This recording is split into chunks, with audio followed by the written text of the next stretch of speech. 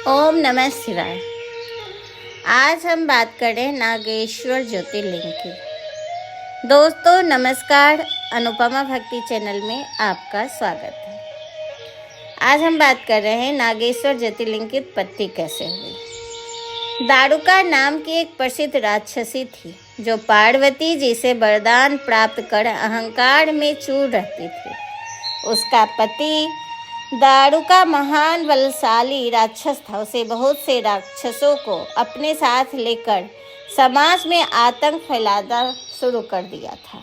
वह यज्ञ आदि शुभ कर्मों को नष्ट करता हुआ संत महात्माओं का संहार करता था। वह प्रसिद्ध धर्मनाशक राक्षस था।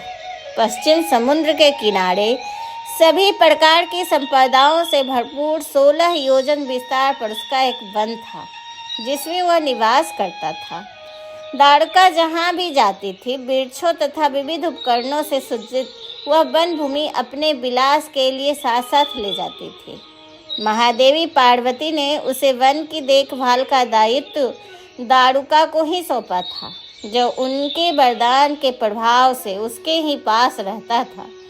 उससे पीड़ित आम जनता ने महर्षि औरव के पास जाकर अपना कष्ट सुनाया। शरणागतों की रक्षा का धर्म पालन करते हुए महर्षि औरव ने राक्षसों को श्राप दे दिया। उन्होंने कहा कि जो राक्षस इस पृथ्वी पर प्राणियों की हिंसा और यज्ञों का विनाश करेगा उसी समय वह अपने प्राणों से हाथ धो बैठेगा। महर्षि औरव द्वारा दिए गए श्राप की सूचना जब देवताओं को मालूम हुई तब उन्होंने दुराचारी राक्षसों पर चढ़ाई कर दी। राक्षसों पर भारी संकट आ पड़ा। यदि वे युद्ध में देवताओं को मारते तो शाप के कारण स्वयं मर जाएंगे, और यदि उन्हें नहीं मारते तो पराजित होकर स्वयं भूखे मर जाएंगे। उसी समय दारुका ने राक्षसों को सहारा दिया और भवानी के वरदान का प्रयोग करते हुए संपूर्ण वन को लेकर समुद्र में जा बसी। इस प्रकार राक्षस ने धरती को छोड़ दिया और निर्भयता पूर्वक समुद्र में निवास करते हुए वहाँ भी प्राणियों को सताने लगे। एक बार धर्मात्मा और सदाचारी सुप्रिय नामक शिव भक्त वैश्य था। जब वह नौका पर सवार होकर समुद्र में जल मार्ग से कहीं जा रहा था, उस समय दारुक नामक एक भयंकर बलशाली राक्षस ने उस पर आक्रमण कर दिया। राक्षस दारुक ने सभी लोगों सहित सुप्रिय का अपहरण कर लिया और अपनी पूरी में ले जाकर उसे बंदी बना लिया। चूँकि सुप्रिय शिवजी का अनन्य भक्त थे, इसीलिए वह हमेशा शिवजी की आराधना में तन्मय से लगे रहते थे।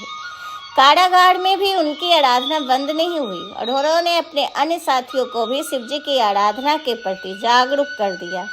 वे सभी शिव भक्त बन गए। कारागार में शिव भक्ति का ही बोलबाला हो गया।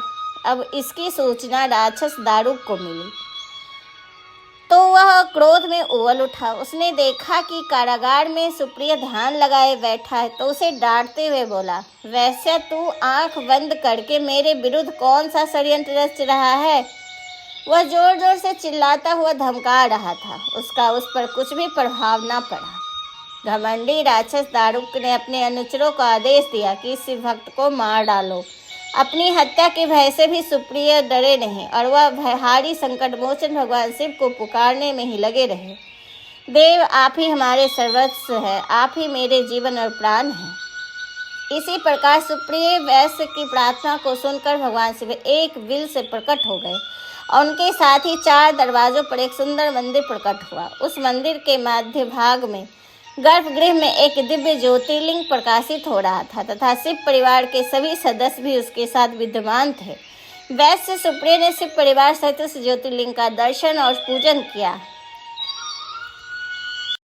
सुप्रिय के पूजन से प्रसन्न भगवान शिव ने स्वयं पशुपात शास्त्र लेकर प्रमुख राक्षसों को एवं उनके अनुचरों को तथा उनके सारे संसाधनों को अस्त्र शस्त्र को नष्ट कर दिया। लीला करने के लिए स्वयं शरीर धारण करने वाले भगवान शिव ने अपने भक्त सुप्रिय आदि की रक्षा करने के बाद उस वन को भी यह वर दिया कि आज से वन में ब्राह्मण, क्षत्रिय, वैश्य तथा शूद्र इन 4 वर्णों के धर्मों का कुल पालन किया जाएगा। इस वन में शिव धर्म के प्रचारक श्रेष्ठ ऋषि मुनि निवास करेंगे और यहाँ तामसिक दुष्ट राक्षसों के लिए कोई स्थान न होगा।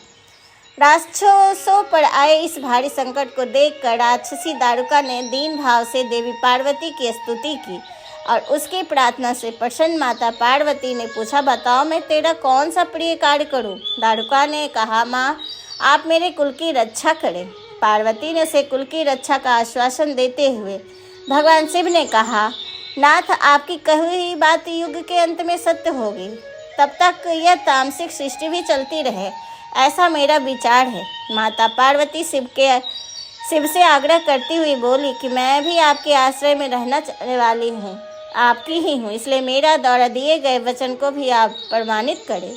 यह राशि दारुका राशियों में बलिष्ठ मेरी शक्ति तथा देवी है, इसलिए यह राक्षसों के राज्य का शासन करेगी।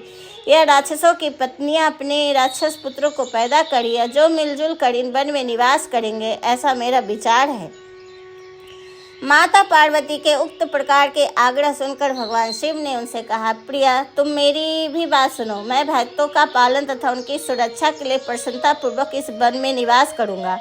जो मनुष्य वर्णश्रम धर्म पालन करते हुए श्रद्धा भक्ति पूर्वक मेरे दर्शन करेंगे, वो चक्रवर्ती राजा बनेंगे। कलयुग के अंत में तथा सतयुग के प्रारंभ में महासेन का पुत्र वीरसेन राजाओं का महाराजा होगा और यह मेरा परम भक्त तथा बड़ा पराक्रमी होगा।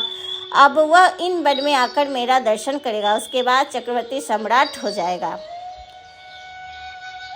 तभी से बड़ी बड़ी लीलाएं करने वाले शिव दंपति ने आपस में हास्य विलास की बात की और वहीं पर स्थित हो गए। इस प्रकार से भक्तों के लिए ज्योतिर्लिंग स्वरूप भगवान शिव नागेश्वर कहलाए और पार्वती देवी नागेश्वर के नाम से विख्यात हुई और दोनों ही यहाँ पे विराजमान हो गए। नागेश्वर ज्योतिर्लिंग के दर्शन करने के बाद जो मनुष्य उनकी उत्पत्ति और महात्म संबंधी कथा को सुनता है, वह समस्त पापों से मुक्त हो जाता है। और शिव पुराण कहता है कि नागेश्वर ज्योतिर्लिंग दारुका वन में है, जो भारत में एक जंगल का प्राचीन नाम है। दारुका वन का उल्लेख काम्यक वन और दैत्य वन, दंडक वन जैसे भारतीय महाकाव्यों में मिलता है। शिव महापुराण से संकेत मिलता है कि यह स्थान पश्चिम अरब सागर के किनारे पर है और कोटि रुद्र संहिता के अध्याय 29 में निम्नलिखित श्लोक कहता है, पश्चिम सागरे तस्य वनम सर्वमृद्धिमत नियोजनम षोडशमिभिः स्थित सर्वतो दिशम। पौराणिक दारुका वन में वास्तविक स्थान अभी भी विवादास्पद है। ज्योतिर्लिंग के स्थान का कोई अन्य महत्वपूर्ण संकेत नहीं मिलता। पश्चिम सागर पर स्थित दारुका वन एकमात्र सुराग है। रानी दारुका के नाम पर ही यह दारुका वन नाम रखा गया था। ऐसा माना जाता है कि अल्मोड़ा में मौजूद था। यह देवदार दारू वृक्ष केवल पश्चिम हिमालय में ही प्रचुर मात्रा में पाया जाता है, प्रायः द्वीपीय भारत में नहीं। प्राचीन हिंदू ग्रंथ में देवदार के पेड़ को भगवान शिव से जोड़ा गया है। हिंदू ऋषि मुनि भगवान शिव को प्रसन्न करने के लिए देवदार के जंगलों में निवास करते थे और साधना करते थे। इसलिए कुछ लोग वहाँ के शिवलिंग को नागेश्वर शिवलिंग मानते हैं।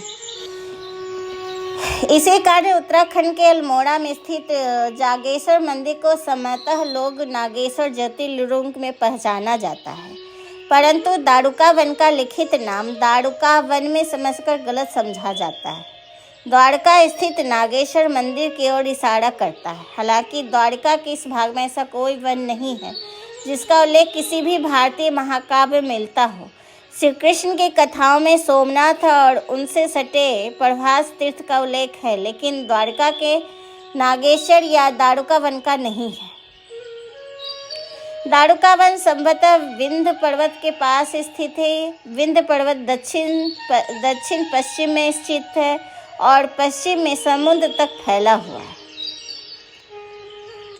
नागेश्वर ज्योतिर्लिंग गुजरात में सौराष्ट्र के तट पर द्वारका नगरी और वेट द्वारका द्वीप के बीच स्थित है। यह महत्वपूर्ण भगवान शिव मंदिर है। यह दुनिया के 12 स्वयं संभित ज्योतिर्लिंगों में से एक है, जो एक भूमिगत गर्भगृह में स्थापित है। नागेश्वर ज्योतिर्लिंग गुजरात राज्य में द्वारका के पास स्थित है। यही असली ज्योतिर्लिंग है। यह मंदिर द्वारका से लगभग 17 से 25 किलोमीटर दूर है और इसे 12 ज्योतिर्लिंगों में से एक माना गया है।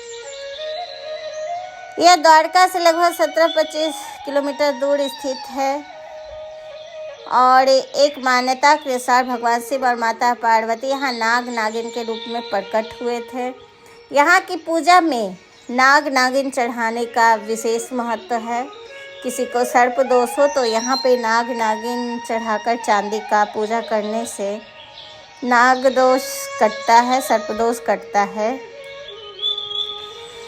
तो आज नागेश्वर मंदिर में सुबह 6:30 से लेकर दोपहर में 12:30 तक खुला रहता है। शाम को 5 बजे से लेकर रात के 9:30 तक खुला रहता है। भक्त इसी दौरान नागेश्वर ज्योतिर्लिंग के दर्शन कर सकते हैं। अगर आप नागेश्वर ज्योतिर्लिंग जाना चाहते हो तो मंदिर के सबसे पास द्वारिका रेलवे स्टेशन जाएं। वहां से मंदिर को 18 किलोमीटर दूर है। इसके अलावा सड़क से बस या टैक्सी द्वारा भी जा सकता है। गुजरात के सौराष्ट्र तट पर द्वारका नगरी और वेद द्वारका द्वीप के बीच स्थित यह महत्वपूर्ण भगवान शिव मंदिर है। यह एक भूमिगत गर्भगृह में है। यह दुनिया के 12 स्वयंसंभित ज्योतिर्लिंगों में से एक है। बैठे हुए भगवान शिव की 25 मीटर ऊंची मूर्ति एक विशाल उद्यान जिसमें एक तालाब है, इस शांत स्थान के प्रमुख आकर्षण का केंद्र है। कुछ पुरातात्विक उल्लेखनों में इस स्थल पर 5 प्राचीन नगर के होने का दावा किया गया है। माना जाता है कि नागेश्वर को द्वारका वन के नाम से भी जाना जाता था, जो भारत में एक प्राचीन महाकाव्य में वर्णित है। किंवदंतियों के अनुसार बौने ऋषियों में, इसमें कई किंवदंती कहानियां हैं, उन्हीं में से एक ये भी है कि बौने ऋषियों के एक समूह वालखिल्प ने लंबे समय तक द्वारका वन में भगवान शिव की पूजा की थी। उनकी भक्ति और धैर्य की परीक्षा लेने के लिए शिव उनके पास नग्न तपस्वी के रूप में आए और उनके शरीर पर केवल नाग सर्प पहने हुए थे। ऋषियों की पत्नी संत की ओर आकर्षित हो गई और अपने पति को छोड़कर उनके पीछे चल दी। ऋषि इससे बहुत परेशान और क्रोधित हुए। उन्होंने अपना धैर्य खो दिया और तपस्वी को अपना लिंग खोने का श्राप दे दिया। सीमित अर्थों में एक लिंग, लेकिन इसका एक गहरा अस्तित्व प्रतिवाद है। शिवलिंग पृथ्वी पर गिर गया और पूरी दुनिया कांप उठी। भगवान ब्रह्मा और भगवान विष्णु भगवान शिव के पास गया, उनसे पृथ्वी को विनाश से बचाने और अपने लिंग वापस लेने का अनुरोध किया। शिव ने उन्हें सांत्वना दी और अपना लिंग वापस ले लिया। ये वामन पुराण अध्याय 6 से लिया गया है। कितना सत्य नहीं मुझे नहीं पता। आज का बस इतना ही। तो आपको ये सुनने में कैसा लग रहा है हमें ज़रूर बताइएगा।